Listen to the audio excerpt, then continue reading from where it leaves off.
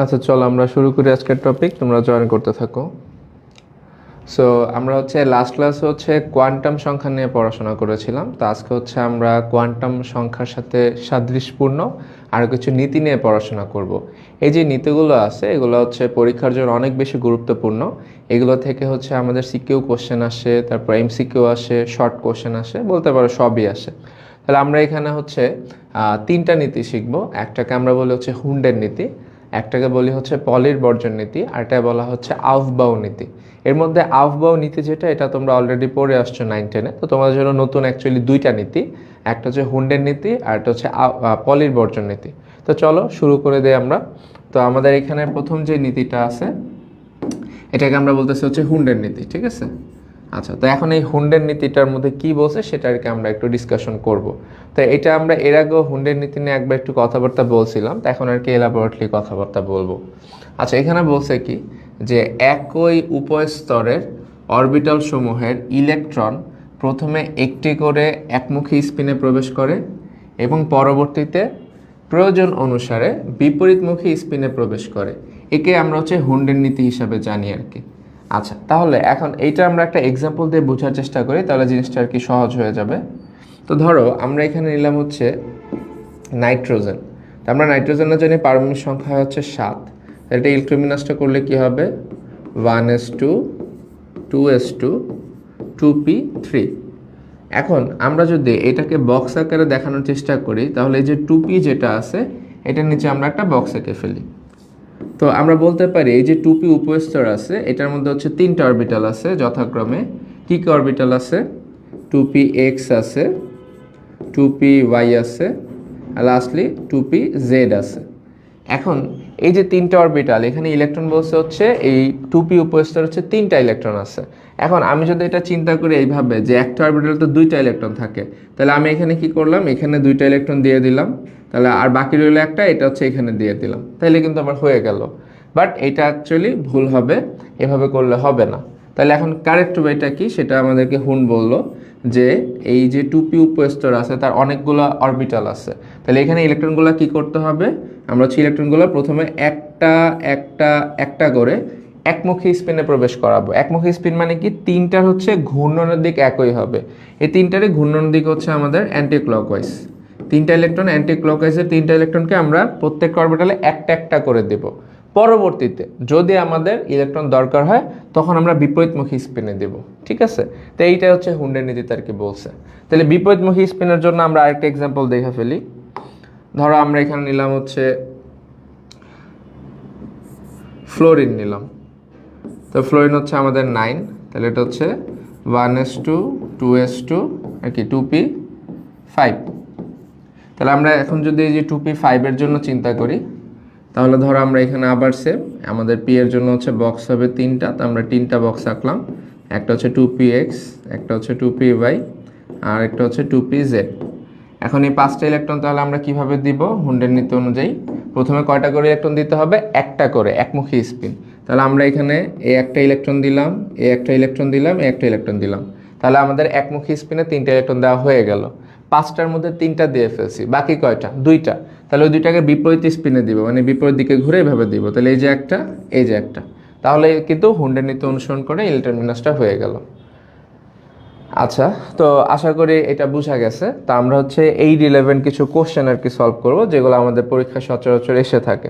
তাহলে এখানে কিন্তু এই কথাটাই বলছে যে আমার একই উপস্তর, মানে যে পি উপস্তরের যে অরবিটাল সমূহ থাকে px py pz, এখানে ইলেকট্রন প্রথমে একটা করে প্রবেশ করবে। এই যে একটা করে প্রবেশ করছে শুরুতে, পরবর্তীতে প্রয়োজন অনুসারে বিপরীতমুখীভাবে প্রবেশ করছে। এইটাই আমাদের হুন্ডের নীতি। আচ্ছা, ঠিক আছে। তো এখন আমাদের এখানে একটা কোশ্চেনে বলছে সিলিকনের শেষ স্তরের জন্য হুন্ডের নীতি ব্যাখ্যা করো। তো যখন এই ধরনের কোশ্চেন দেখবা শুরুতে কি করবা? ইলেকট্রন বিন্যাস। তাহলে চলো আমরা ইলেকট্রন বিন্যাসটা করে ফেলি।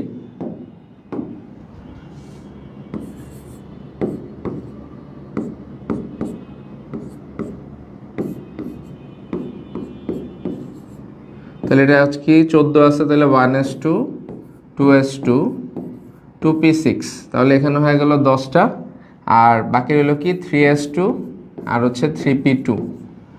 আচ্ছা, ঠিক আছে। এখন এটা বলছে শেষ স্তরের জন্য। তো আমরা যদি একটু এটাকে ভালোভাবে মার্ক করি যেটা শেষ স্তর কোনটা, এই যে এটা হচ্ছে এটা শেষ স্তর, তাই না? আর শেষ স্তরে আমাদের কাছে উপস্তর আছে দুইটা, একটা এস উপস্তর, একটা পি উপস্তর। এখন এখানে হচ্ছে একটা কোশ্চেন অ্যারাইজ হয়, সেটা হচ্ছে এস উপস্তরের জন্য কি হুন্ডের নীতি প্রযোজ্য হবে? অ্যান্সার হচ্ছে না। এখন কেন?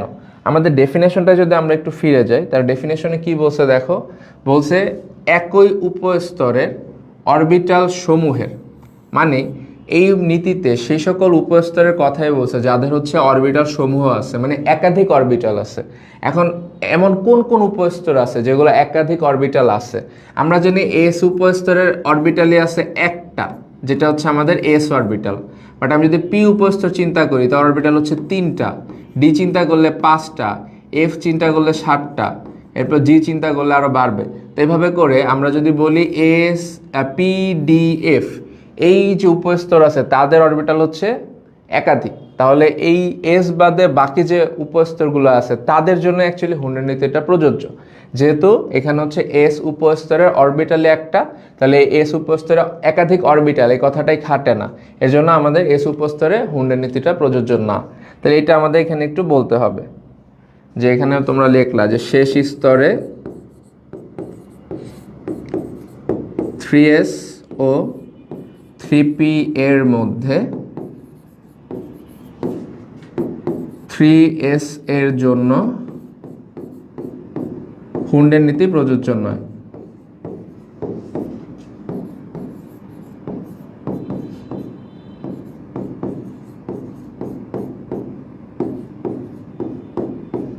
আচ্ছা, তাহলে বাকি রইল কি 3p। তাহলে আমরা এখন 3p এর জন্য চিন্তা করি। 3p এর জন্য তো অবশ্যই প্রযোজ্য হবেই, কারণ 3p তো হচ্ছে একাধিক উপস্তর আছে।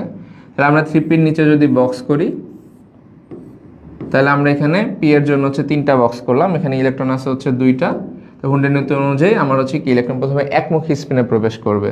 তাহলে এই যে 2টা ইলেকট্রন এখানে একটা দিলাম, এখানে একটা দিলাম, তাহলে আমরা কি বলতে পারি যে এখানে 3p তে 2টি ইলেকট্রন আছে যা একমুখী স্পিনে একটি করে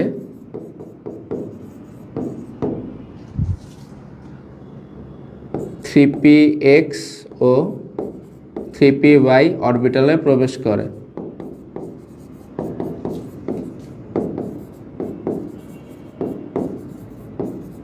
অর্থাৎ হুন্ডের নীতি মেনে চলে।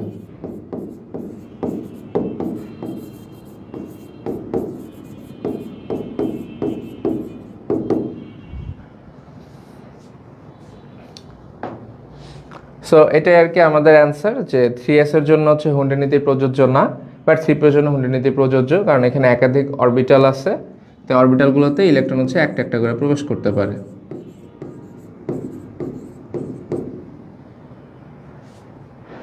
আচ্ছা, ওয়ালাইকুম আসসালাম।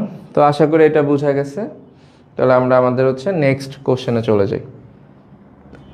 আচ্ছা, নেক্সট কোশ্চেনটা কি, হুন্ডের নীতিতে ক্লোরিনের ইলেকট্রন বিন্যাস ব্যাখ্যা করো।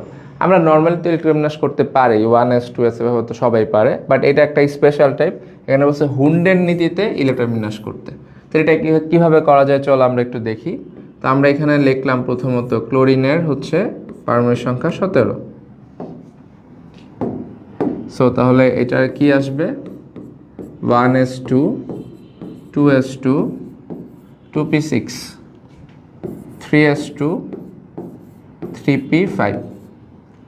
আচ্ছা, তো এখন আমাদের হচ্ছে এখানে ইলেকট্রন বিন্যাস তো এইটাই, তাহলে আবার হচ্ছে হুন্ডের নীতিতে বিন্যাস কি? হুন্ডের নীতিতে বিন্যাসটা হচ্ছে এটাকে আমাদের হচ্ছে বক্স স্টাইলে দেখাইতে হবে।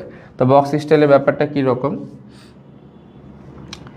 প্রথমত এখানে দেখো আমাদের যে উপস্তরটা আছে এটা হচ্ছে আমাদের এস উপস্তর। তাহলে এস উপস্তরে অরবিটাল থেকে একটা, তো আমরা এখানে হচ্ছে একটা বক্স রাখবো, এখানে আমরা লিখলাম 1s।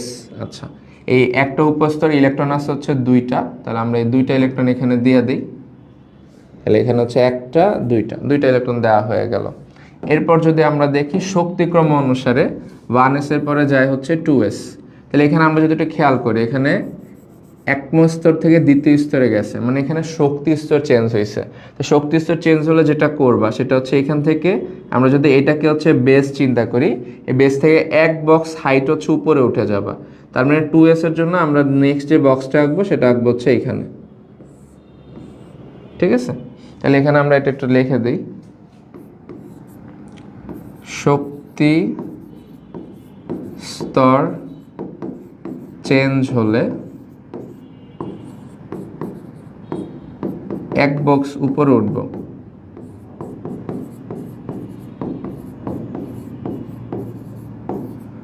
আচ্ছা, তো তাহলে এখানে আমার ছিল 1s, এখান থেকে গেল 2s, তাহলে এখানে আমার কি হয়েছে যে শক্তি স্তর হচ্ছে একটা বাড়ছে, তো আমরা এক বক্স উপরে গেলাম। তাহলে এই উপর স্তর 2s, আবার ইলেকট্রন আছে কয়টা? 2টা। তাহলে আমরা এখানে 2টা ইলেকট্রন দিয়ে দেই। আচ্ছা, গেল। এরপরে আমরা যদি খেয়াল করি 2s এর পরে গেছে 2p। এখন খেয়াল করো এখানে কিন্তু শক্তি স্তর চেঞ্জ হয় না, বাট উপস্তর চেঞ্জ হয়েছে, মানে s থেকে p তে চলে গেছে। তাহলে এইখানে 2s থেকে 2p এর শক্তি কি অবশ্যই বেশি। তাহলে s থেকে p উপস্তর চেঞ্জ হলে আমরা হচ্ছে কি করব, এখান থেকে হাফ বক্স উপরে উঠে যাব। তাহলে এটা আমরা একটু লিখে দিই, উপস্তর চেঞ্জ হলে হাফ বক্স উপরে।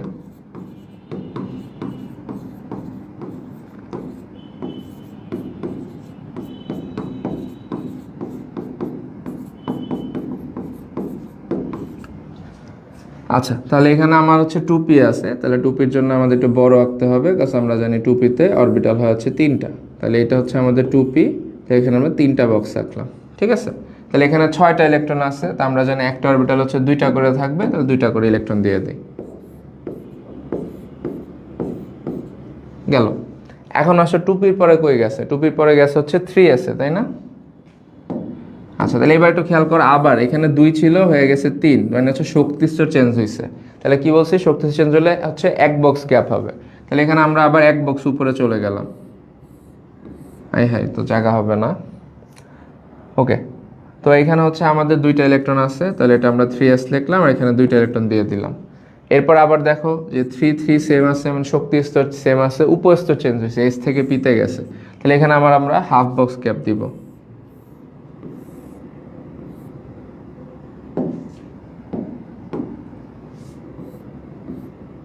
হাফ বক্স দিয়ে আমার এখানে ইলেকট্রন আছে কয়টা? 5টা। তাহলে যে হুন্ডের নীতি অনুযায়ী প্রথমে হচ্ছে একমুখী স্পিনে 3টা প্রবেশ করাবো, বাকি আছে আর 2টা, এটা বিপরীতমুখী স্পিনে আর 2টা প্রবেশ করা দিলাম।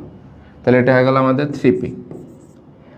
তাহলে এই যে আমরা হচ্ছে 1s থেকে 3p শক্তিক্রম অনুযায়ী এই বক্স আকারে সাজাইলাম, এই জিনিসটাকে আমরা বলেছি হুন্ডের নীতিতে ইলেকট্রন বিন্যাস। এখন এইখানে যে সিকোয়েন্সটা ভালো করে খেয়াল করো, এটা হচ্ছে শক্তিক্রম অনুসারে।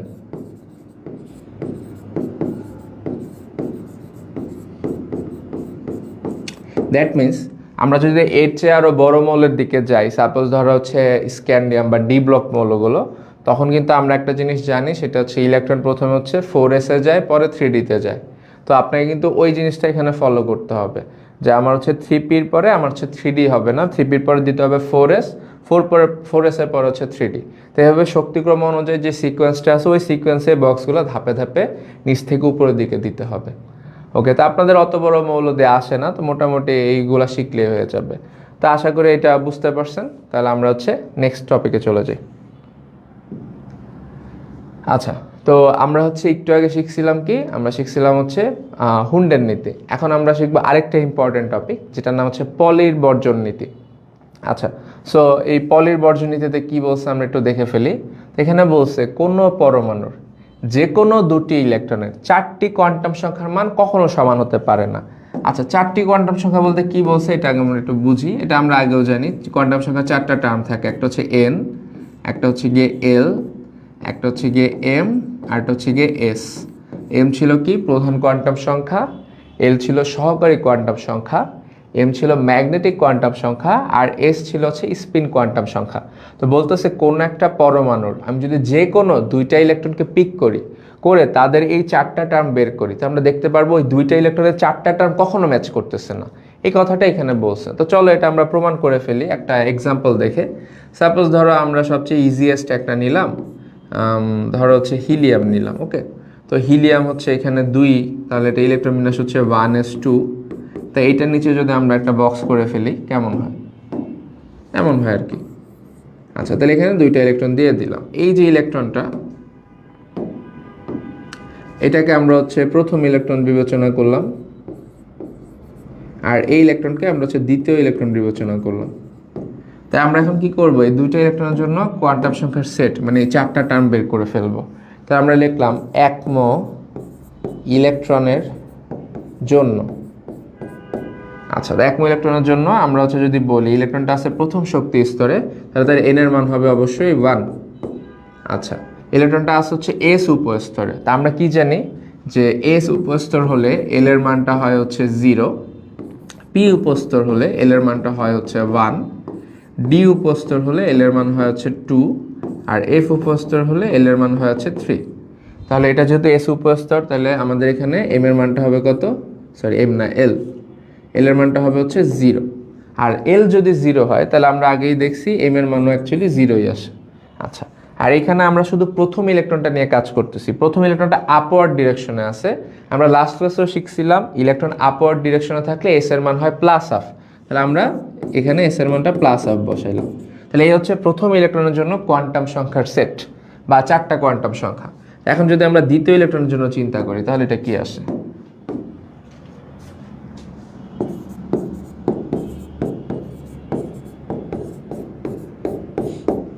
যে দ্বিতীয় ইলেকট্রনটা এটাও কিন্তু আমাদের প্রথম শক্তি স্তরেই আছে, তাহলে এটার জন্য এন হবে 1। আমরা যদি এখানে দেখতে পাই যে এটা এস উপস্তরে আছে, এটার এলও 0, তাহলে এল 0 হলে এমও হবে 0। বাট এই ইলেকট্রনটা হচ্ছে দ্বিতীয় ইলেকট্রনটা ডাউনওয়ার্ড পজিশনে আছে, তার মানে এটা হচ্ছে ঘড়ি কাঁটার দিকে ঘুরে, তাহলে এটা এস এর মানটা হবে হচ্ছে -1/2।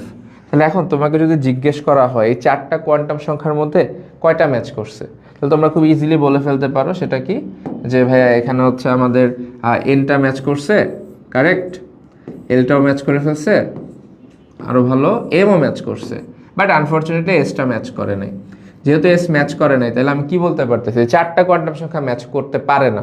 ম্যাক্সিমাম ম্যাচ করতে পারে 3টা বা 3টার কমও করতে পারে, বাট চারটায় ম্যাচ করছে এটা সম্ভবই না। এই কথাটাই হচ্ছে আমাদের পলির বর্জনীতিতে বলা হয়েছে। তাহলে আমরা আশা করি বুঝতে পারছি যে পলির বর্জনীতিতে কি বলছে, যে একটা পরমাণু লাইক হচ্ছে হিলিয়াম, তার হচ্ছে 2টা ইলেকট্রন, তাহলে এই যে প্রথম ইলেকট্রন দ্বিতীয় ইলেকট্রন, তার চারটা কোয়ান্টাম সংখ্যা এই যে এন এল এম এস, চারটা কোয়ান্টাম সংখ্যার মান কখনোই ম্যাচ করবে না। ম্যাক্সিমাম 3টা করতে পারে, কম করলে 2টা, 1টা বা চারটায় ম্যাচ করলো না, এটাও হইতে পারে। তো এইটাই আর কি আমরা পলির বর্জনীতি থেকে জানতে পারলাম। তো চলো এইটারও কয়েকটা হচ্ছে প্র্যাকটিস প্রবলেম সলভ করে ফেলি। আচ্ছা, তো এখানে একটা কোশ্চেন আছে, সেটা হচ্ছে কি নাইট্রোজেনের পঞ্চম এবং সপ্তম ইলেকট্রনের জন্য পলির বর্জনীতি ব্যাখ্যা করো। Okay fine. তো এই সেম কথা এখানে আমরা হচ্ছে ইলেকট্রন বিন্যাস করব। তাহলে নাইট্রোজেনের কত এখানে 7, তাহলে এটা হচ্ছে 1s2 2s2 2p3। আচ্ছা, তো এখানে আমাদের হচ্ছে ইলেকট্রন বিন্যাস করতে হলে এখানে পঞ্চম আর সপ্তমটা কোথায় আছে এটা আর কি একটু বলতে হবে। তো আপনারা একটু কমেন্ট করে জানান তো, আমি এটা পারতেছি না, পঞ্চম আর সপ্তম ইলেকট্রনটা হচ্ছে কোথায় আছে। অপশন দিয়ে দিচ্ছি, 1s এ আছে, 2s এ আছে, অথবা 2p তে আছে।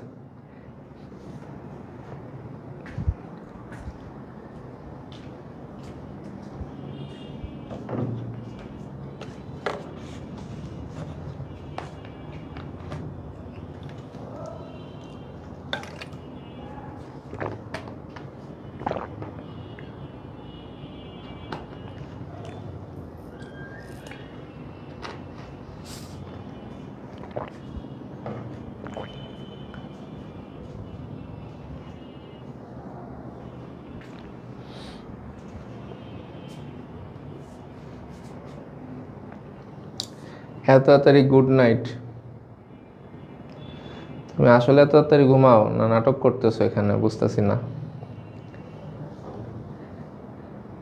ওয়ালাইকুম আসসালাম।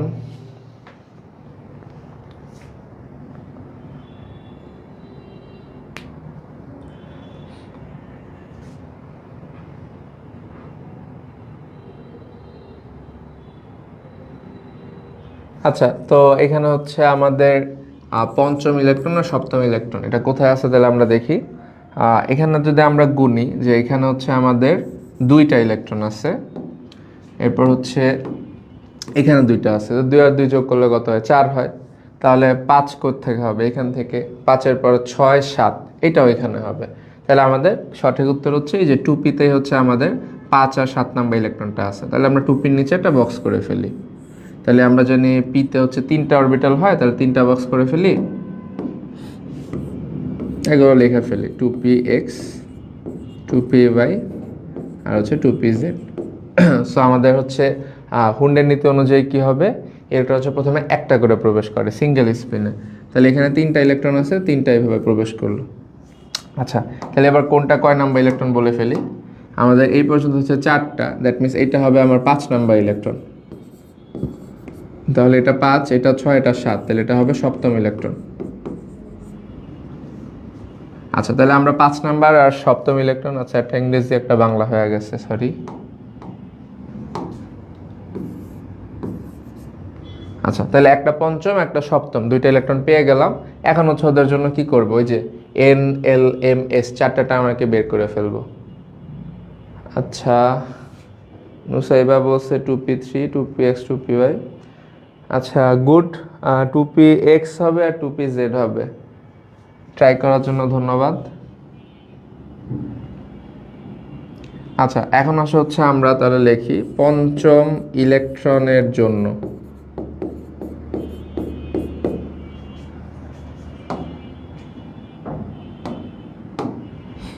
আচ্ছা, তো এই পঞ্চম ইলেকট্রনটা আমরা হচ্ছে কোন শক্তি স্তরে আছে যদি দেখি, এটা হচ্ছে দ্বিতীয় শক্তি স্তরে আছে, তাই না? তাহলে এটা এর মানটা হচ্ছে 2 সোজা। এরপর হচ্ছে এস উপস্তরে আছে, তো এস এর জন্য আমরা এল জানি মুখস্থ হয় 0, লেখা ফেললাম। এই সরি, আমি ভুল করে ফেলছি, দুঃখিত, কোনটা মার্ক করছি। আচ্ছা, এটা তো এখানে আছে। আচ্ছা, তো এখানে হচ্ছে আমাদের পি উপস্তরে আছে, তাই না? তাহলে পি উপস্তরের জন্য এল আমরা মুখস্থ জানি কত, 1। আচ্ছা, এইবার আসো এম এর ক্ষেত্রে একটু ঝামেলা আছে। কি ঝামেলা? আমরা জানি এল এর মান যখন 1 হয়, তো এম এর পসিবল ভ্যালু কি কি হয়, 0 থেকে প্লাস মাইনাস এল, তাহলে 0 হবে আর প্লাস মাইনাস 1 হবে, মানে এম এর পসিবল ভ্যালু হতে পারে 3টা। কি কি? মাইনাস,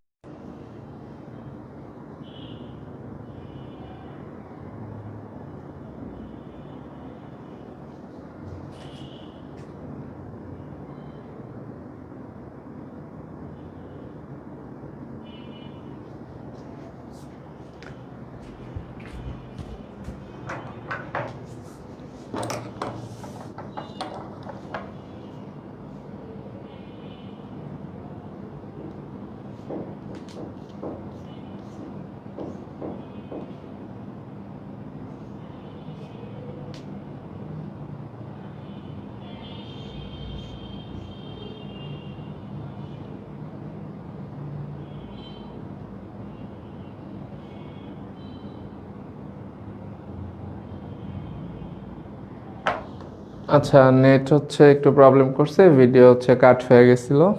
এখন ঠিক আছে কিনা কেউ একটু কমেন্ট করে জানো, আমিও কমেন্ট করি।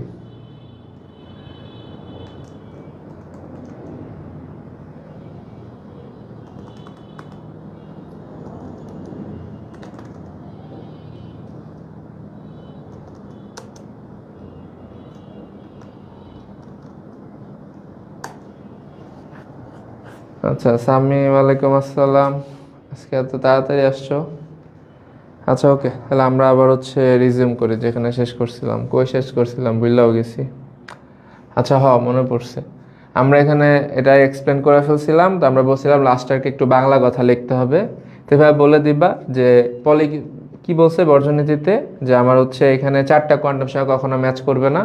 অ্যান্ড তুমিও এখানে দেখতে পারলা যে এখানে হচ্ছে এন এল এস মিললেও এম ম্যাচ করে নাই, তার মানে হচ্ছে পলির বর্জনীতি মেনে চলছে। এটাকে একটু লেখা দিবা। আর যদি কোনো দিন এমন হয় যে তোমার 4টায় ম্যাচ করছে, কনগ্রাচুলেশনস, তুমি চিন্তা করবা যে তুমি এখানে হচ্ছে 4-এর যদি কোশ্চেন হয় বা 3-এর কোশ্চেন হয়, তোমাকে 3-এ স্যার 10 দিবে, আর 4-এ হইলে 4-এ 15 দেওয়া দিতে পারে, ব্যাপার না। আচ্ছা, আর ওটা হইলেও কিন্তু একটা অ্যাচিভমেন্ট, কারণ কি তুমি একটা সায়েন্টিস্টে ভুল প্রমাণ করে ফেলতেছো, বুঝতেছো কত বড় ব্যাপার।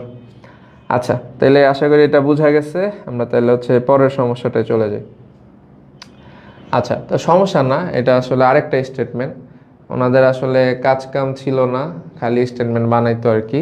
তাহলে এটা হচ্ছে আমার পলির বর্জন নীতির হচ্ছে একটু আগে যেটা শিখলাম, এটা হচ্ছে আমাদের ফার্স্ট স্টেটমেন্ট বলতে পারি আর কি, হচ্ছে ফার্স্ট স্টেটমেন্ট। ওকে, আর এরপর এখানে যেটা আছে এটা হচ্ছে সেকেন্ড স্টেটমেন্ট। আচ্ছা বাসায় ছিল না, আচ্ছা প্যারা নেই, করলে হয়েছে আগে পরে। আপনার শুক্রবারের দিন তো রাত্রেবেলায় ক্লাস করাটা একটু প্যারা, আই ক্যান আন্ডারস্ট্যান্ড। সবাই হচ্ছে একটু চিল টিল করে, অনলাইন ক্লাস, এজন্য আর কি। পারলে এখন করবা লাইভে বা পরে করে নিবা, সমস্যা নেই, করলে হয়েছে। বাট লাইভে করলে আর কি একটু ইন্টারঅ্যাক্টিভ হয় এটাই, বা কোনো তোমাদের সমস্যা থাকলে আর কি বলতে পারবা। ওকে, দেখো আমাদের সেকেন্ড স্টেটমেন্টটা কি বলছে।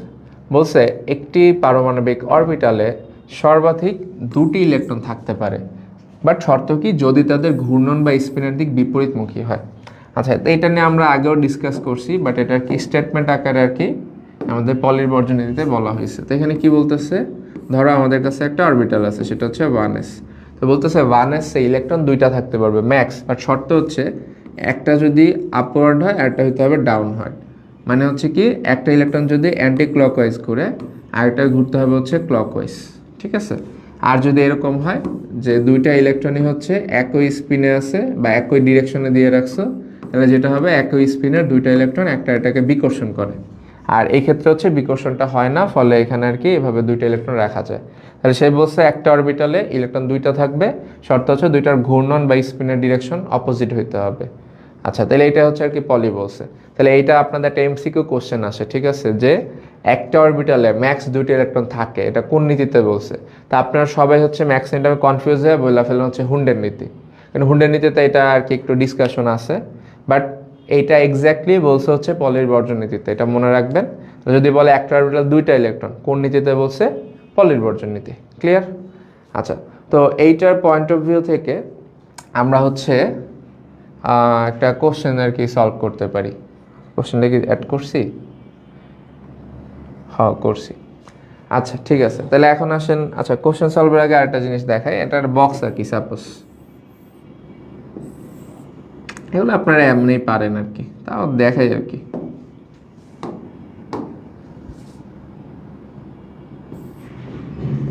লাগে আপনাদের এখানে আমি বললাম হচ্ছে উপস্তর, এখানে আমরা বললাম অরবিটাল সংখ্যা, এটা বুগিযুগি। আচ্ছা, তো উপস্তর আমরা নিলাম হচ্ছে 4টা আর কি নিলাম, S P D F, S P D আর হচ্ছে এফ। তো আমরা এটা একটু মুখস্থই বলে দিলাম যে আমরা জানি হচ্ছে এস উপস্তর থাকে 1টা, পিতে থাকে 3টা, ডিতে থাকে 5টা, এফে থাকে হচ্ছে 7টা। আচ্ছা, তাহলে এখন আমরা একটু কি শিখছি, একটা অরবিটালে ইলেকট্রন থাকে 2টা, তাহলে এস এ অরবিটাল 1টা, ইলেকট্রন 2টা, তাহলে এখানে ইলেকট্রন সংখ্যা লিখলাম 2। পিতে অরবিটাল 3টা, ইলেকট্রন 3 দুগুণে 6 মানে 6টা। ডিতে অরবিটাল 5টা, তাই ইলেকট্রন থাকবে কয়টা, 10টা। এফে অরবিটাল 7টা, তাহলে 7 দুগুণে 14, ইলেকট্রন থাকবে 14টা।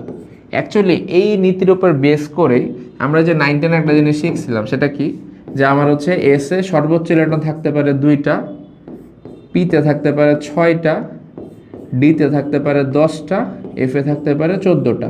এটা আমরা মুখস্থ করছিলাম, বাট এটা অ্যাকচুয়ালি এই নীতির থ্রুই আর কি আসছে। তাহলে এইটার পার্সপেক্টিভে আপনাদের কি শর্ট কোশ্চেন আসে 2 মার্কসের জন্য। তাহলে চলেন ওই শর্ট কোশ্চেনটাকে এখন একটু দেখে ফেলি। আচ্ছা, তো শর্ট কোশ্চেনটা হচ্ছে 5D উপস্তরে সর্বোচ্চ ইলেকট্রন ধারণ ক্ষমতা 10টি, এটি পলির বর্জন নীতির মাধ্যমে ব্যাখ্যা করো। তাহলে আপনি কিন্তু এটা অলরেডি জানেন যে এটা ডি উপস্তর হবে, অরবিটাল 5টা, ইলেকট্রন হবে 10টা। এই যে 5 দুগুণে 10 করছেন না, এটাকে একটু এক্সপ্লেন করে বলবেন আর কি, এটাই আর কিছু না। তো এটা কীভাবে করা যায় চলেন দেখি। তা আমাকে বলছে 5D উপস্তরে ম্যাক্স ইলেকট্রন থাকতে পারে 10টা, পলির বর্জন নীতির মাধ্যমে ব্যাখ্যা করতে বলছে। যেহেতু পলির বর্জন নীতি বলছে, তার একটা গিট্টু একটা লাগাইতে হবে, পলির বর্জন নীতির মাধ্যমে কিছু একটা আর কি বলতে হবে। তাহলে ধরো আমরা এখানে ফার্স্ট অফ অল হচ্ছে অরবিটাল কয়টা সেটা বের করতে চাই। তা আমরা চলো সেটা একটু করে ফেলি। তা আমরা একটা জিনিস জানি, কোয়ান্টাম সংখ্যায় যখন অরবিটাল সংখ্যা বের করতে হয় আমরা হচ্ছে এম পর্যন্ত বের করি, আর যখন ইলেকট্রন সংখ্যা বের করতে হয় আমরা এস পর্যন্ত বের করি। তাহলে এখানে আমার লাগবে অরবিটাল, সো আমি হচ্ছে আগে অরবিটালটা বের করব।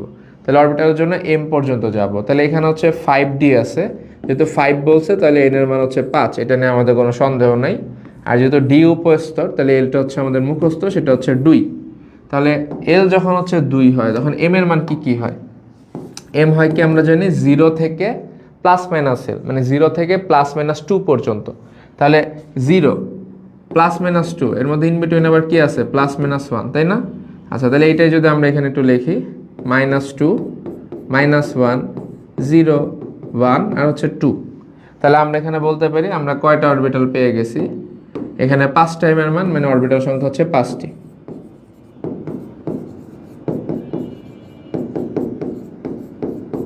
এখন আমরা একটু আর কি বাংলিশে লেখা দিব। কি লিখবো? আমরা বলবো হচ্ছে যে পলির বর্জন মিয়া হচ্ছে বলছিল এমন কিছু, পলির বর্জন নীতি অনুসারে একটি অরবিটালে 2টি ইলেকট্রন থাকে যদি এবং কেবল যদি তাদের ঘূর্ণন বিপরীতমুখী হয় আর কি, লেখা দিলা। অতএব 5D-তে অরবিটাল 5টা, এই যে আমরা 5টা মান পাইছি, অর্থাৎ ইলেকট্রন থাকবে কয়টা, 5 × 2 মানে হচ্ছে 10টা। শেষ কাহিনী, খালাস। সেইভাবে আর কি প্রথমে হচ্ছে বলের বর্জন নীতি অনুসারে কি বললা যে একটা অরবিটালে 2টা থাকতে পারে। এবার বললাম 5D-তে আমরা এখানে পাইছি অরবিটাল 5টা, তাহলে 5টা অরবিটাল থাকবো কয়টা, 10টা। শেষ, এটাই 2 মার্কসের অ্যান্সার। ওকে, তো আশা করি এটা বুঝছো। আচ্ছা, আমি হচ্ছে একটা কোশ্চেন করছো, কেমিস্ট্রি সাবজেক্টে এমন কেন মাঝে মাঝে ইন্টারেস্টিং লাগে আর মাঝে মাঝে বোরিং লাগে? আমার কাছে ব্যাপারটা এরকম মনে হয় যে কেমিস্ট্রি এটা যদি তুমি ভাঙো তাহলে দেখো এটা মিস্ট্রি একটা কথা কিন্তু চলে আসে। ওকে, তাই মিস্ট্রি মানেই তো বুঝতে পারতেছো যে একটু হচ্ছে তালগোল পাকানো একটা বিষয় থাকবে বা এটার মধ্যে কিছু রহস্য থাকবে। তো অ্যাকচুয়ালি ব্যাপারটা হচ্ছে আমাদের হচ্ছে ইন্টারমিডিয়েটে কেমিস্ট্রিটা হচ্ছে কঠিন লাগার রিজন হচ্ছে যে আমরা যা কিছু পড়ি এটা অ্যাকচুয়ালি কেন পড়তেছি বা এটা হচ্ছে আপার লেভেলে কাজটাকে আমরা এটা জানি না। তো ব্যাপারটা এরকম, আমরা হচ্ছে ইন্টারমিডিয়েট পড়াশোনাটা মোটিভ ছাড়া করতেছি। তো তুমি যখন একটা জিনিস শিখতেছো, এটা কী জন্য শিখতেছো, এটা তোমার মোটিভটা কি, তোমার কাছে এটাই যখন ক্লিয়ার থাকবে না তখন তোমার ওইটা পড়তে অবশ্যই হচ্ছে বোরিং লাগবে, এটা খুবই স্বাভাবিক। বাট তারপরেও আমাদের হচ্ছে পরীক্ষার পারপাসে হোক বা নাম্বার পারপাসে হোক আমাদের পড়তে হয়। তো এই কারণে আর কি যতটুকু সম্ভব এটা আমাদের পড়তে হবে আর কি। তো বিরক্ত লাগবেই, পড়াশোনা হচ্ছে ইন্টারমিডিয়েটে বিরক্ত লাগাটা স্বাভাবিক আর না লাগাটা অস্বাভাবিক। তো বিরক্ত যখন লাগবে তখন লাগলে একটু গ্যাপ দিলা, আবার পরে পড়লা, এভাবে আস্তে আস্তে আর কি পড়ে ফেলতে পারো, সমস্যা নেই। আর পড়াশোনার মধ্যে তোমার কেমিস্ট্রি কেন, আমার কাছে তো মানে কোনো সাবজেক্টে হচ্ছে মানে ইন্টারেস্টিং লাগতো না, কিছু কিছু সাবজেক্টের কি লাগতো। আচ্ছা ঠিক আছে, তাহলে এটা আর কি বোঝা গেছে আশা করি। আর কেমিস্ট্রির মধ্যে কিছু জিনিস হচ্ছে যেগুলো ম্যাথমেটিক্যাল ওগুলো আমার কাছে ভালো লাগে, বাট যেগুলো একটা থিওরিটিক্যাল ওগুলো আর কি একটু বোরিং, এটা সত্যি কথা আসলে।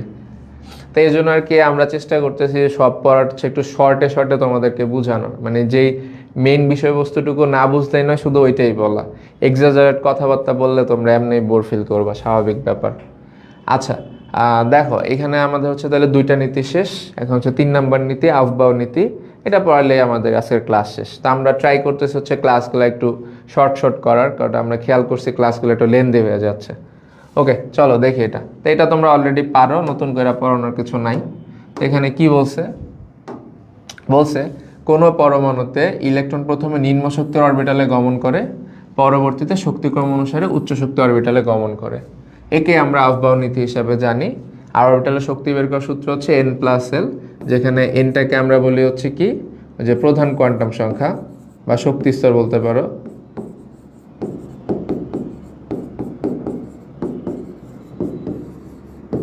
আর এলটাকে আমরা বলি হচ্ছে সহকারী কোয়ান্টাম সংখ্যা।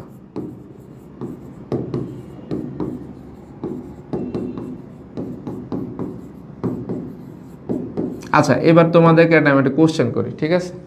আমরা ধরো এখানে আগে কোশ্চেনটাই দেখায় নেই। আমাদের এখানে কোশ্চেনটা কি আছে, এখানে বলছে হচ্ছে যে পটাশিয়ামের বিখ্যাত কোশ্চেন তোমাদের 9-10-এর, 19তম ইলেকট্রনটি 3D-তে প্রবেশ না করে 4s-এ প্রবেশ করে কেন? আচ্ছা, তাহলে এখন আমরা হচ্ছে এইখানে কথা বলতেছি 3D নিয়ে, কথা বলতেছি 4s নিয়ে। এখন এই 3D এটাকে আমরা বলি কি, উপস্তর। 4s, এটাকে আমরা কি বলি উপস্তর। বাট যে নীতি আছে, নীতিটা বলছে কি দেখো তো, আগে নিম্ন শক্তি অরবিটালে যায়, পরে উচ্চ শক্তি অরবিটালে যায়। তাহলে এখানে তুমি কাজ করতেছো উপস্তর নিয়ে, আর নীতিতে বইলা রাখছে অরবিটাল। দুটা জিনিস কিন্তু খাপ খায় না। মানে এইখানের জিনিসটা হচ্ছে উপস্তর, বাট নীতিতে বলতেছে অরবিটাল। আবার এখানে লেখছে অরবিটালের শক্তি n+l, বাট টেকনিক্যালি তুমি n+l দিয়ে কিন্তু অরবিটালের শক্তি বের করতেছো না, তুমি বের করতেছো উপস্তরের শক্তি। মানে 3D এর শক্তি কত, 4s এর শক্তি কত, এইরকম। এটা কিন্তু আসলে মিলে না। এখন আছে এইভাবে, তো এইভাবেই পড়তে হবে, কিছু করার নেই আর কি। আর তোমরা যদি ফার্দার কেউ হচ্ছে কেমিস্ট্রি নিয়ে হায়ার এডুকেশন করো, তোমরা অবশ্যই এটা একটু চেঞ্জ করার চেষ্টা করো আর কি। মানে বাংলা কথাটা আর কি আমার কাছে কেমন বিদঘুটটা লাগে। আচ্ছা ঠিক আছে, তাহলে এই কোশ্চেনটা সলভ কি এটা তোমরা জানোই। লাইক আমরা লিখলাম 3D এর শক্তি। এখন এখানে যেহেতু হচ্ছে উপস্তর অরবিটাল এক করে ফেলছে, এখন ওরা করছে, ওইভাবে আমাদের দেখাইতে হবে। 3D এর শক্তিটা এখানে কি হবে, এখানে হচ্ছে এটার n এর মান হচ্ছে 3, আর d তে আছে, তাহলে l এর মান হচ্ছে 2, তাহলে এটা শক্তির মান হচ্ছে 5। এরপর আসে হচ্ছে 4s এর শক্তি। তাহলে এখানে হচ্ছে কত, শক্তি স্তর হচ্ছে 4, তাহলে 4 বসলো। আর হচ্ছে s উপস্তর আছে, আমরা জানি s উপস্তরের জন্য l এর মান হয় কত, 0 বা 0। তাহলে এটা টোটাল পাইলাম কত, 4। তাহলে আমরা যদি এখানে জিজ্ঞেস করি 3D 4s কোনটা শক্তি কম, অবশ্যই 4 যেটা, ওটা শক্তি কম। তাহলে আমরা এখানে বলতে পারি 3D এর শক্তি 4s থেকে বেশি, তাই তো। আর আমরা কি জানি যে এই নীতি অনুসারে ইলেকট্রন প্রথমে নিম্ন শক্তি অরবিটালে যায়, পরে উচ্চ শক্তি অরবিটাল। তাহলে এখানে আমাদের হচ্ছে যে ইলেকট্রনটা 3D তে আগে যায়, 4s আর কি পরে যায়, এরকম একটা ব্যাপার ছিল। আচ্ছা এখানে কিন্তু প্রথমে বলছে পটাশিয়াম 19তম ইলেকট্রন, তাহলে ওই পোর্শনটা আমি করি নাই, তো এটা আর কি তোমরা করে নিও। ওই কথা এটাই আসবে 3D 4s এর। তাই এটা আমরা ইলেকট্রোকেমিস্ট্রিটা যদি একটু দেখি, 1s2 2s2 2p6 3s2 3p6, এরপর কি ছিল 4s2 আর হচ্ছে 3d1। তাহলে এখানে 19তম যে ইলেকট্রনটা, ওটা হচ্ছে আমার কই আছে, 18 19। আচ্ছা এখানে আমার মনে হয় কোশ্চেনে একটু সমস্যা হয়েছে।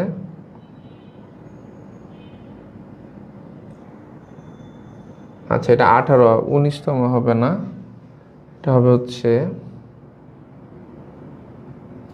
10 16 17 19,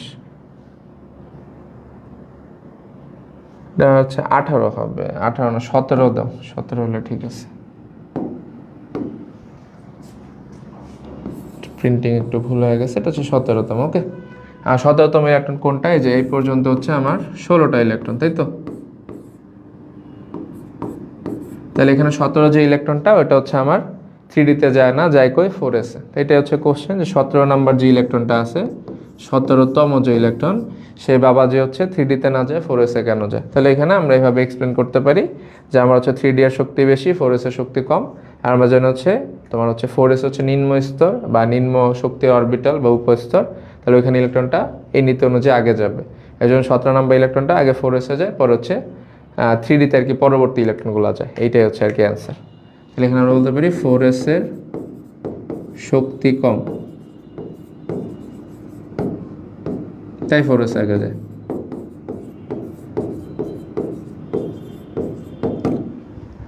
ওকে, তো আশা করি এটা বোঝা গেছে।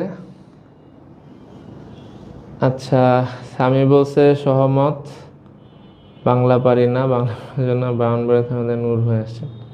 হয়তো আসলে পরে মারামারি করব, তোমার পড়াশোনা আর হবে না, মারামারি চলবো খালি। আতিক বলছে ফিমেল টিচাররা কেমিস্ট্রি ক্লাস নিলে ক্লাস লেন্দি হইতে প্রবলেম নেই। আচ্ছা তো এটার ব্যাপারটা এরকম, না থাক কমো না, পরে আমার আবার অন্য কিছু কইব না। এটা হ্যাঁ ঠিক আছে, ওইটাই যেটা বলছো ওইটাই অ্যান্সার। আচ্ছা এরপর আমরা আরেকটা কোশ্চেন দেখে ফেলি। এখানে বলছে কোন ইলেকট্রন 4D ও 6s এর মধ্যে কোনটিতে আগে প্রবেশ করবে আর কি। আচ্ছা তাহলে এটার জন্য আমরা হচ্ছে শক্তি বের করি। তাহলে আমরা এখানে 4D এর শক্তি বের করলাম, করি নাই, করবো আর কি। 4D এর শক্তি কি, n+l। সো এটা হচ্ছে n এর মান হচ্ছে 4, আর l এর জন্য d হচ্ছে 2, তাহলে এটা হচ্ছে 6। আচ্ছা এরপর আসলে 6s এর শক্তি n+l, এখানে হচ্ছে আমার n এর মান বাবা 6, s এর মান 0, তাহলে এটাও 6। তাহলে এখানে আমরা কি পাচ্ছি, যে 4D 6s এর শক্তি সমান আসতেছে। যদি কখনো এমন হয় যে সূত্র দিয়ে শক্তির মান সমান আসে, তাহলে আমরা সবাই জানি যেটা হচ্ছে n এর মান কম সেখানে ইলেকট্রন আগে প্রবেশ করে। তাহলে এখানে বললাম যে এখানে 4d ও 6s এর শক্তি মান n প্লাস l সমান।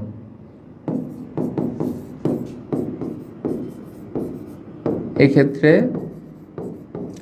যার n কম সেখানে ইলেকট্রন প্রবেশ করবে,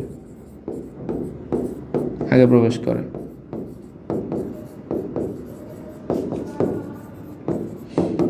আচ্ছা, তাহলে এখানে n কম কার, এখানে হচ্ছে আমাদের 4 এর মান কম আর 6 এর মান বেশি, তাই 4s এ আগে প্রবেশ, 4d তে আগে প্রবেশ করবে।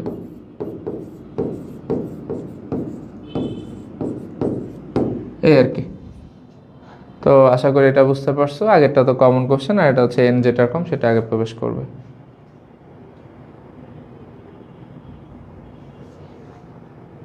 আচ্ছা, কেমিস্ট্রি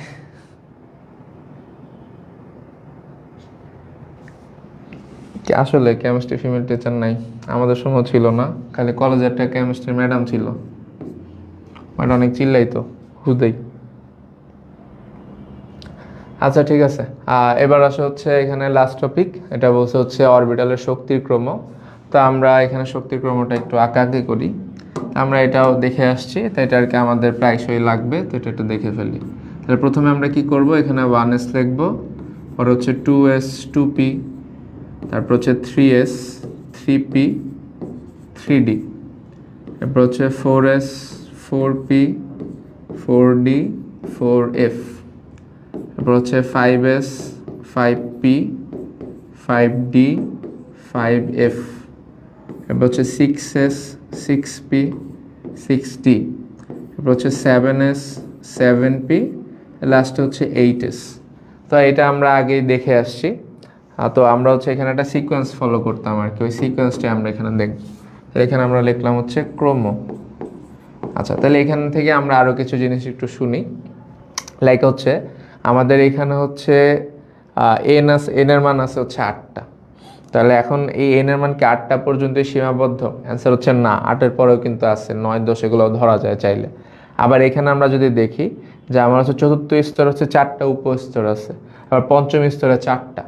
অ্যাকচুয়ালি কি পঞ্চম স্তরে 4টা উপস্তর? অ্যান্সার হচ্ছে না, পঞ্চম স্তরে উপস্তর হচ্ছে 5টা, মানে 5f এর পরে অ্যাকচুয়ালি আরেকটা উপস্তর হয় যেটার নাম হচ্ছে 5g। সিমিলারলি 6 যেটা আছে মানে ষষ্ঠ স্তর, এখানে কি 3টে উপস্তর? অ্যান্সার হচ্ছে না, এখানে উপস্তর অ্যাকচুয়ালি হচ্ছে 6টা। লাইক আমার 6ডির পরে আসে হচ্ছে 6f, 6f এর পরে আসে হচ্ছে 6g, 6gর পরে আসে হচ্ছে 6i। ঠিক আছে, তাহলে এইগুলো কিন্তু উপস্তর হিসেবে আছে, বাট এগুলো আমরা ইউজ করি না। কেন? আমরা এখানে যে সবুজ দাগ দেওয়া যেগুলো লিখছি, এগুলো হচ্ছে ইলেকট্রন হচ্ছে নর্মাল অবস্থায় হচ্ছে এগুলোর মধ্যে থাকে, আর যখন একটা পরমাণুকে উত্তেজিত করা হয় তখন ইলেকট্রনগুলো হচ্ছে ওই উপস্তরগুলোতে যেতে পারে। তা আমরা হচ্ছে এটা স্টেবল অবস্থা চিন্তা করে এর জন্য আর কি আমাদের এই পর্যন্ত হয়ে যায়, আর ওগুলো হচ্ছে আমাদের আনস্টেবল অবস্থায় বা উত্তেজিত অবস্থায় ইলেকট্রন যায়, এর জন্য ওগুলো আমরা হিসাব করি না। তো এগুলো আছে, জেনে রাখো, বাট আর কি ইউজ নেই। আচ্ছা, আয়ের পরে হচ্ছে আমাদের কি আছে? জি। আচ্ছা, জি এর পরে হচ্ছে এইচ আছে, সরি জি এইচ, এরপর হচ্ছে আই, এরপর হচ্ছে কে। 6d, এরপর হচ্ছে আমাদের 6f, এরপর হচ্ছে 6g, এরপর হচ্ছে 6g, এরপর এইচ হবে, আই লিখছি, মাই মিস্টেক। ওকে, তো আমরা তাহলে এই সবুজ পোর্শনটা নিয়ে থাকি। তাহলে এখানে আমরা যদি ওই যে একটা কি করতাম, সাপের মতো আর কি করতাম, তো সাপের মতো এবার না করি, এখানে হচ্ছে একটা দাগ দিলাম, মানে প্রথমে হচ্ছে ইলেকট্রন 1s এ গেল। আচ্ছা, এরপর আরেকটা দাগ দিলাম, এরপর হচ্ছে কি 2s এ গেল, মানে এখানে হচ্ছে 1s এর শক্তি 2s থেকে কম। এবার আরেকটা দাগ দিলাম, তাহলে যে উপর থেকে নিচের দিকে লিখবো 2p, এরপর 3s, তাহলে এখানে হচ্ছে 2p, এরপর হচ্ছে 3s। এরপর আরেকটা দাগ দিলাম, এবার হচ্ছে 3p, এরপর হচ্ছে 4s। আচ্ছা, এরপর আরেকটা দাগ দিলাম 3d 4p 5s।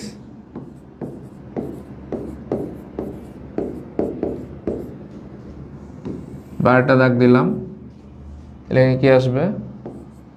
4d 5p 6s, এরপরে এটা 4F 5D 6P 7S। আচ্ছা, এরপর হচ্ছে এটা 5F 6D 7P 8S। তো এগুলোর মধ্যে আমাদের 118টা মৌল হয়ে যায়, ঠিক আছে, ইন টোটালে আর কি। তো এটা ছিল শক্তিক্রম। তো এখান থেকে একটা এমসিকিউ কোশ্চেন আসলো, এই যে শক্তিক্রমটা এটা হচ্ছে কোন নীতির উপর বেস করে? তাহলে আমরা হচ্ছে এখানে কি দেখলাম, এই যে আমরা যদি 1s এর শক্তি দেখি, এটা হচ্ছে n প্লাস এল, তাহলে এটা কত 1 প্লাস 0, এটা হচ্ছে 1 আসে। এটা কত 2s, তাহলে 2 প্লাস 0, এটা হচ্ছে 2 আসে। তাহলে দেখো এখানে হচ্ছে এইটার শক্তির মান 1, এটা শক্তির মান 2। যেটা শক্তির মান বেশি ওটাতে ইলেকট্রন পরে প্রবেশ করে, যেটা শক্তির মান কম ওটাতে আগে প্রবেশ করে। এটা আমরা কোন নীতিতে শিখছি? আমরা শিখছি আফবাউতে। তাহলে আমরা বলতে পারি শক্তিক্রমটা হচ্ছে আফবাউ নীতি অনুসরণ করে।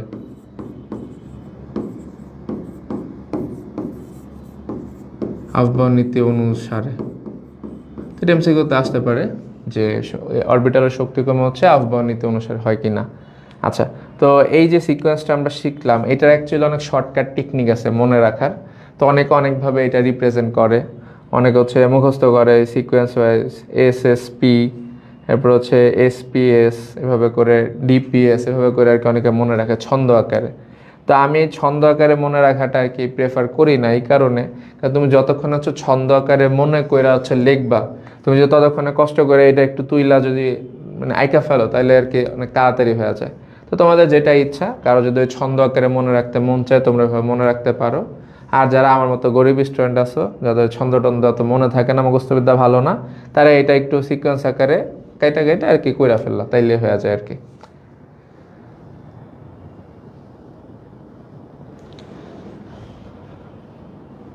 আচ্ছা, সাইফ এটা কি লেখছো? 3S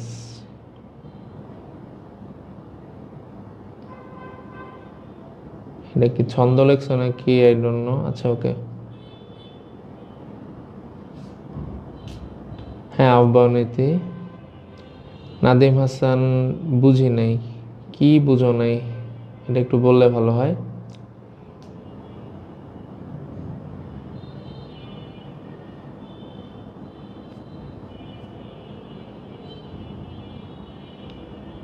আতিকুর রহমান, তুমি মনে হয় ডেলি একই কমেন্ট করো না? ডেলি বাসাতে বাইর করে দেয়, আল্লাহ কত ডেডিকেটেড।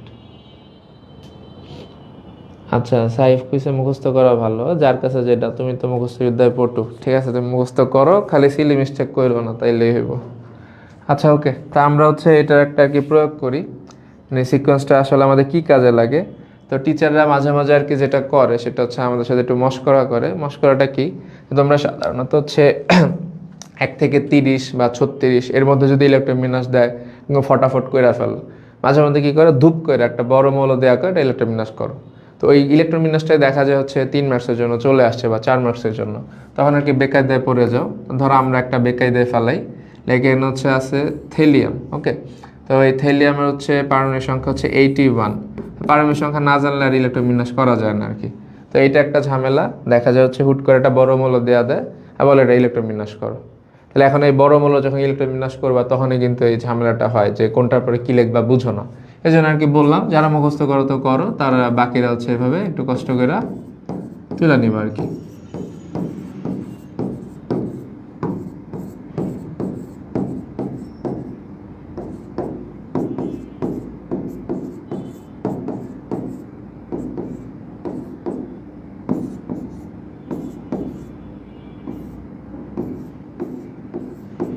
এর বেশি লাগেও না। তো ধরো এরকম আমরা চিন্তা করলাম, প্রথম হচ্ছে 1s আছে, তাহলে 1s দিলাম, 1s2। আচ্ছা, এরপর হচ্ছে 2s2 দিলাম, এরপর হচ্ছে 2p6, এরপর 3s2, এরপর 3p6। একটু তো মুখস্থ সবাই পারোই। এরপর হচ্ছে 3pর পরে কই যায়, 4s এ যায়, তাহলে এটা দিলাম 4s2। আমার যাওয়া লাগবে বহুদূর, 81। এরপর হচ্ছে এদের কত হইলো, 18 আর 2 20, এখানে দিলা 3d10, তাহলে হয়ে গেল 30। 30 পর্যন্ত পারাই যায়। তাহলে এরপরে একটা মনে থাকে না সবারই মোরলেস, তাহলে এটা একটু দাগ দেওয়া নিল আর কি। তাহলে এই যে দেখ, খেয়াল করো, আমরা হচ্ছে 3dর পরে কই যায়, আমার 3Dর পরে আসতেছে হচ্ছে 4P-তে, তাহলে আমি এখানে একটা 4P দিয়ে নিলাম, 4P হয় 6 দিলাম। এরপর 4P পরে আসতেছে 5S-এ, তাহলে আমি এখানে একটা 5S দিয়ে নিলাম, 5S হচ্ছে 2 দিয়ে নিলাম। আচ্ছা, তো এখানে হচ্ছে আমাদের 5S-এর পরে কই যায়, 5S-এর পরে আমরা যদি আরেকটা দাগটা নিই, যা হচ্ছে 4D-তে যায়, তাহলে 5S-এর পরে আমি হচ্ছে এখানে 4D দিলাম। তাহলে 4D কত, 4D হচ্ছে 10। তাহলে এই পর্যন্ত ছিল কত, 30। 30-এর পরে হচ্ছে আমার এখানে 36, 36 আর 2 কত, 38, 38 আর 10 হচ্ছে 48। আচ্ছা, এরপরে আসো 4Dর পর্যায়ে 5P, তাহলে এখানে আমরা দিলাম হচ্ছে 5P, 5P দিলাম 6, তাহলে 48 আর 6 54। এরপরে আসো হচ্ছে 6S, তাহলে হয়ে গেল 6S2, তাহলে 54 আর 2 কত, 56, 56 পর্যায়ে কই 4F-এ যায়, তাহলে এখানে আমরা লিখলাম 4F, 4F কত, 14, তাহলে 56 আর হচ্ছে 14, তাহলে 56 আর 4 হয়ে গেল 60, আর 60 আর 10 হয়ে গেল 70। আচ্ছা, এরপর হচ্ছে 5D, 5D দিলে কত হয়ে যায় 10, তাহলে 70 আর 10 হয়ে গেল 80, বাকি রইল 1। 5Dর পর আছে 6P, 6P-তে যা হচ্ছে 1 দেওয়া দিলা, হয়ে গেল। এখন এই যে প্রথমত এটা বের করলা, এখন এইটা যদি এভাবে লেখা আসে টিচার ধূপ করে দিবে কাইটটা, ঠিক আছে? তো প্রথম কাজ হচ্ছে এভাবে কইরা আগে হচ্ছে 81 পর্যন্ত সাজাইলা, মানে ইলেকট্রন বিন্যাসটা করলা, করার পর হচ্ছে এটা একটু সাজাবা। সাজাবা বলতে কি বুঝাচ্ছি, এটা তোমরা পাই এটা একটু ভুল করে থাকো। আমাদের ইলেকট্রন বিন্যাস করার নিয়ম হচ্ছে যে একই শক্তি স্তরের যে উপস্তরগুলো আছে এগুলো হচ্ছে একসাথে একজোট করে লেখা লাগে, মানে 1s-এর উপস্তরগুলো একসাথে, 2s একসাথে, 3s একসাথে, 4s একসাথে, 4-এর একসাথে, 5-এর একসাথে, এইভাবে। তো এটা যদি আমরা সাজায় লিখি তাহলে কি লিখতে পারি, 1s2, 2s2, 2p, 2-এর আর কোনোটা নাই।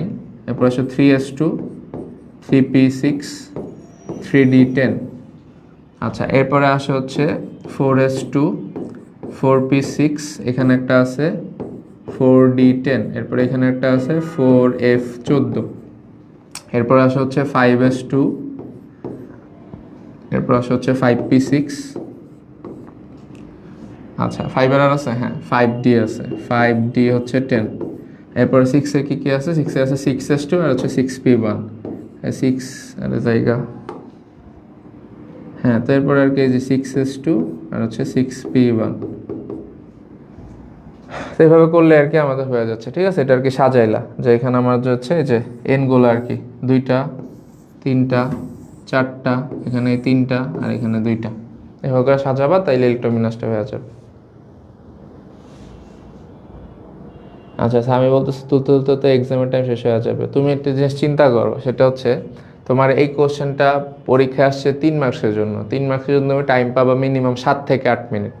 7 থেকে 8 মিনিটে তুমি সময় নেওয়া একটু অবশ্যই পারবা, না পারার মতো কিছু নাই। তো এখানে তোমার হচ্ছে টাইম করতে হচ্ছে সেটা ম্যাটার না, তুমি অ্যাকুরেটলি করতে পারতেছো কিনা সেটা ম্যাটার। আর যদি তোমরা ছন্দ আকারে মনে রাখতে পারো, মোস্ট ওয়েলকাম, ছন্দ দিয়ে করো, সমস্যা নেই, একজন একভাবে করলে হয়েছে। পারাটা মেন, কেমনে পারছো সেটা মেন না। আচ্ছা, তো আশা করি এটা বুঝতে পারছো। তা আমাদের অ্যাকচুয়ালি সিকোয়েন্সটার কাজই হচ্ছে এটাই, বড় বড় মৌল ইলেকট্রন বিন্যাসের সাথে করতে পারি, নাহলে দেখা যায় আর কি অনেকে হচ্ছে আটকে যায় আর কি। আচ্ছা, নাদিম বলছে 118 নাম্বারটা বলে হইলে কি হবে? আরে 118 বললে তো সবচেয়ে সোজা। 118 হইলে এই যে এখানে যা আছে, যে এখানে যা আছে সবটি তুইলা দিবা, যে এই পর্যন্ত 118 হয়। তো 118 হচ্ছে 1s2, 2s2, 2p6, এমন করে সব ডি তুইলা দিবা একদম পাশাপাশি করে, কোনো সমস্যা নেই। সব ডি দিয়ে একদম ফুল ফুল করে দিবা। এফে 14টা, ডিতে 10টা, পিতে 6টা, এসে 2টা, শেষ। এটা সবচেয়ে সোজা, এটা কোনো ঝামেলাই নেই। ঝামেলা হচ্ছে এটার ধারে কাছে যেগুলো আছে 190 এগুলো আর কি। ওকে, তাহলে আশা করি এটা বুঝছো।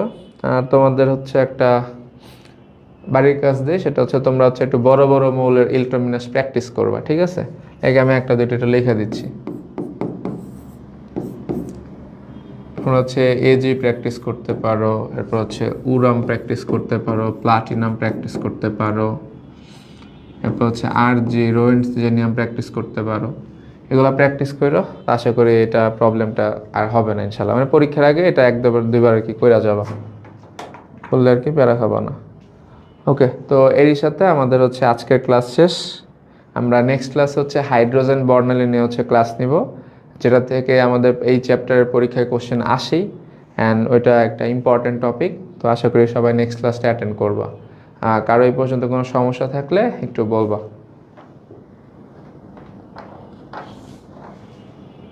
আচ্ছা সামি প্র্যাকটিস ম্যাক্সিমাম পারফেক্ট, হ্যাঁ ঠিক আছে, ঠিক বলছেন, আপনি না বলে জানতামই না। আচ্ছা আতিকুর রহমান হচ্ছে নতুন যে মৌলগুলো আসছে ওগুলো পিরিয়ডিক টেবিলে অ্যাড কেন করে নেবে? আচ্ছা নতুন যে মৌলগুলো আসছে ওগুলো হচ্ছে পিরিয়ডিক টেবিলে অ্যাড না করার কারণ হচ্ছে গিয়ে যে আমাদের লেভেলটা এখন আর কি ওইভাবে ইমপ্রুভ হয় না যে ওইগুলা নিয়ে আর কি আমরা এখন পড়াশোনা করব।